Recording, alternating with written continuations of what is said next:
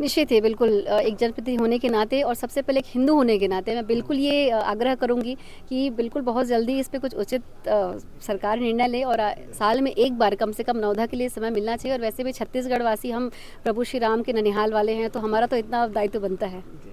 जब हमने उनसे निवेदन किया कि रणवीरपुर आपका आगमन हो तो बहुत अच्छा रहेगा, सबको आशीर्वाद मिलेगा, तो बहुत सहजता से उन्होंने स्वीकार भी किया। और यहाँ पे समय हालांकि आधे घंटे का था, लेकिन उन्होंने काफ़ी लंबा समय 1 से 1.5 घंटे यहाँ पे सभी श्रद्धालुओं को दिया है। सभी में उत्साह है, निश्चित है। नई नई आई है, धर्मांतरण रुकेगा, धैर्य रखो।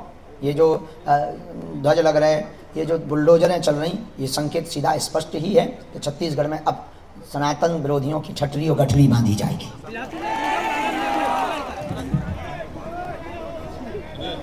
कौन सा गांव है? नमा गुरुभ्यो गुरु पादुका। 2 मिनट मीडिया के लिए समय देंगे, सबसे निवेदन है कृपया शांति व्यवस्था बनाकर रखें। नमा गुरुभ्यो गुरु पादुकाभ्यो नमा परिभ्या पर पादुकाभ्या आचार्य सिद्धेश्वर पादुकाभ्यो नमस्तु सीतापति पादुकाभ्या। सनातन हिंदू राष्ट्र की जय, राम राज्य की जय, छत्तीसगढ़ महतारी की जय, दंतेश्वरी मैया की जय, राजीव लोचन भगवान की जय, श्री बागेश्वर हनुमान जी की जय, भौरम देव महादेव की जय, हाटकेश्वर महादेव की जय। आज हम जो है बागेश्वर हनुमान जी की कृपा से 8 दिन के छत्तीसगढ़ प्रवास पर थे। 5 दिन कथा रायपुर में गाई, 3 दिन तक हनुमत चर्चा और 1 दिवसीय दिव्य दरबार कवर्धा कबीर धाम में लगा। उसके बाद में हम वहाँ के एक गांव लालपुर गए। वहाँ का साधराम यादव की जो नृशंस हत्या हुई थी, उस जिले का माहौल बड़ा विचित्र था। हिंदू डरे हुए थे, घरों से निकलने में उनको दिक्कत हो रही थी और उनका, लेकिन वर्तमान सरकार बहुत सपोर्टर है। हमारे प्रिय शिष्य विजय शर्मा जी भी पहुंचे थे, उन्होंने कहा गुरुजी उन 6 को पकड़ लिया गया, बुलडोजर भी चढ़वा दी गई है। और हम इसी कारण से छत्तीसगढ़ में आए हैं कि सनातनी हिंदू कमज़ोर ना पड़ जाएं। छत्तीसगढ़ हमारा क्षेत्र है, यहाँ सब हमारे लोग हैं। और आज वापसी यात्रा में अचानक से हमको तो रास्ते में पता लगा, यहाँ के प्रिय विधायिका महोदया भावना बोहरा जी, उन्होंने निवेदन किया कि एक बार 10 मिनट के लिए, 1 घंटे के लिए गुरु जी का आगमन हो जावे रणवीरपुर में। की कृपा से हमें तो रास्ते में पता चला, हमारे पंडित जी ने बताया, और बहुत सुंदर स्वभाव है। मनीष जी भी बहुत अच्छे हैं और पूरा क्षेत्र ये बहुत अच्छा है। यहाँ रणवीरपुर के सभी प्रियजन बहुत अच्छे हैं। सनातन हिंदुत्व के लिए हमने सबको जो है मार्गदर्शन किया। तुम्हारे मन में कोई खुजली हो रही हो तो प्रश्न कर सकते हो।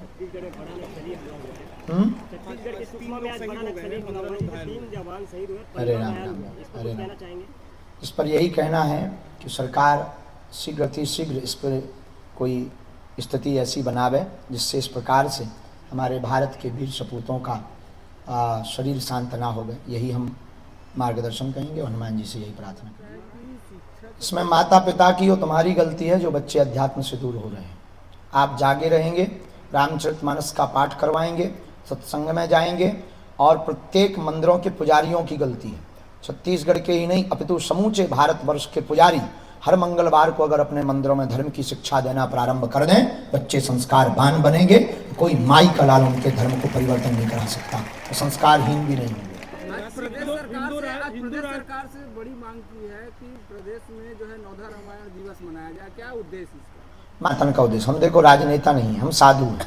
साधु का काम सनातन का, हनुमान जी का काम राम काज, उन्हीं के हम दास हैं। राम काज कीन है बिन मोहि कहाँ विश्राम। तो छत्तीसगढ़ के मुख्यमंत्री जी पूरा सब लोग बहुत अच्छे हैं और सनातन के लिए कार्य कर रहे हैं, और वो स्वयं सनातनी कट्टर हैं।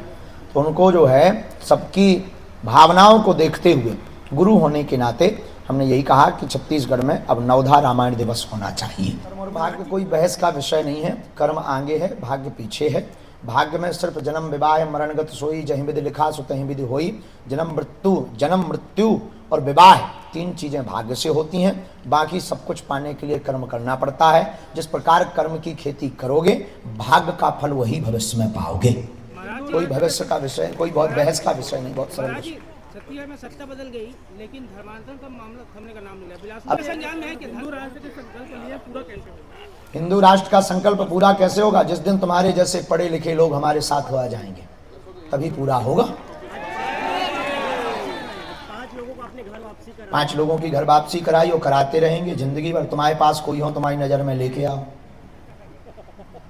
कोई दिक्कत नहीं है हमें। हम घर वापसी का काम ही करते हैं, हम किसी को धर्मांतरण नहीं कर, घर वापसी करवाते हैं। 5 लोग अब मंच पर आए थे, उन्होंने कहा कि हम चर्च में जाते थे, हमें हिंदू धर्म में वापस आना है। हम कहा welcome to you my dear, तुम तो किसी और को भी ले आओ, मस्जिद के भी, उनके जो भी होते हैं उनको लेवा ले आओ, हमको कोई दिक्कत नहीं। छत्तीसगढ़ में थोड़ी रहते कि छत्तीसगढ़ सरकार से संतुष्ट हैं, क्या संतुष्ट हैं?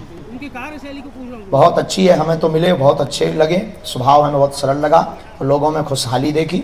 2023 में आए थे, फिर हम आए 2024 में, साल बदला, छत्तीसगढ़ का हाल बदला और अब राज्य में महाकुंभ भी लगने जा रहा है। ये छत्तीसगढ़ के निश्चित रूप से इस सरकार का सनातन के प्रति सकारात्मक प्रभाव है। और हमको माननीय मुख्यमंत्री जी ने प्रार्थना करके कहा था, बोले गुरुजी पूरे छत्तीसगढ़ के लोगों को हम रामलला अयोध्या के दर्शन करवाएंगे। ये संतुष्ट नहीं, असंतुष्ट और कोई खुजली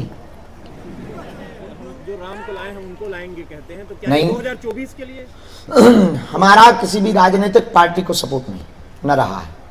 हम शुद्ध सनातनी हैं, कट्टर सनातनी, हमें राम से मतलब है। हमारी खुद की पार्टी है, उसका नाम बजरंगबली है, निशान उसका मुगदर है, उसका नारा है जो राम का नहीं वो किसी काम का नहीं। Vote for you my dear, आप खुद वोट दीजिए।